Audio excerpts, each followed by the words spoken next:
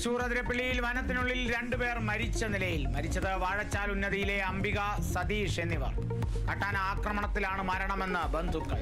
സ്ഥിരീകരിക്കാതെ വനം വകുപ്പ് അന്വേഷണത്തിന് നിർദ്ദേശിച്ച് റൂറൽ SP. അതിരപ്പള്ളിയിൽ നാളെ ഹർത്താൽ.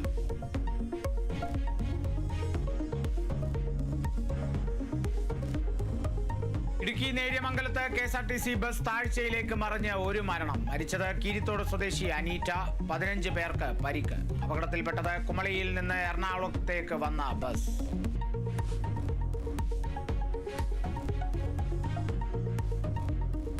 മാസപ്പടി കേസിൽ SFIO കുറ്റപത്രത്തിന്റെ പകർപ്പ് EDക്ക് കൈമാറും. ഉത്തരവിട്ട് എറണാകുളം അഡീഷണൽ സെഷൻസ് കോടതി. നടപടി EDയുടെ അപേക്ഷ പരിഗണിച്ചു.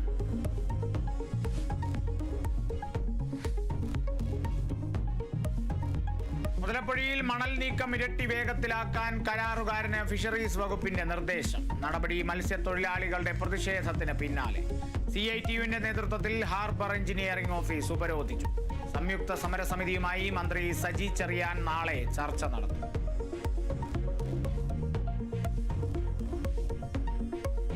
KK രാഗേഷ് CPIM കണ്ണൂർ ജില്ലാ സെക്രട്ടറി. തീരുമാനം ജില്ലാ കമ്മിറ്റി യോഗത്തിൽ. പങ്കെടുത്ത മുഖ്യമന്ത്രിയും MP ഗോവിന്ദൻ മാസ്റ്ററും. രാഗേഷ് മുഖ്യമന്ത്രിയുടെ പ്രൈവറ്റ് സെക്രട്ടറി സ്ഥാനം ഒഴിയും.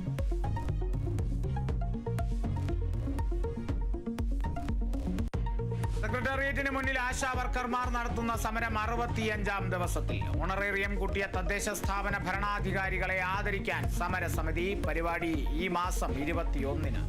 പ്രതിഷേധം കടുപ്പിച്ചിട്ടും വനിതാ CPO റാങ്ക് ലിസ്റ്റിലെ ഉദ്യോഗാർത്ഥികളെ ചർച്ചയ്ക്ക് വിളിക്കാതെ സർക്കാർ. റാങ്ക് ലിസ്റ്റിന്റെ കാലാവധി പൂർത്തിയാകാൻ വെറും 4 ദിവസങ്ങൾ മാത്രം ബാക്കി.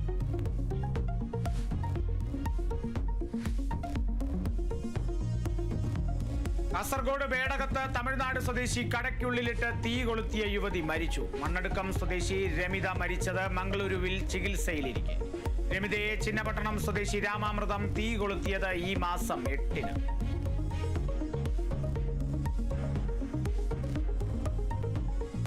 വായ്പാ തട്ടിപ്പ് കേസിൽ പിടിയിലായ മെഹുൽ ചോക്സിയെ തിരിച്ചെത്തിക്കാനുള്ള നടപടികൾ വേഗത്തിലാക്കാൻ ഇന്ത്യ. ED CBI ഉദ്യോഗസ്ഥർ അടങ്ങുന്ന 6-അംഗ സംഘം ബെൽജിയത്തിലേക്ക്. ജാമ്യം തേടി കോടതിയെ സമീപിക്കാൻ ഒരുങ്ങി ചോക്സി. അർബുദബാധിതനാണെന്ന് ചൂണ്ടിക്കാട്ടി ജാമ്യാപേക്ഷ നൽകി.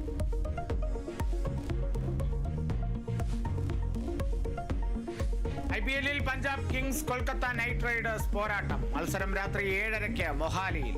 ജയം തുടരാൻ കൊൽക്കത്തയും വിജയവഴിയിൽ തിരിച്ചെത്താൻ പഞ്ചാബും ഇറങ്ങും.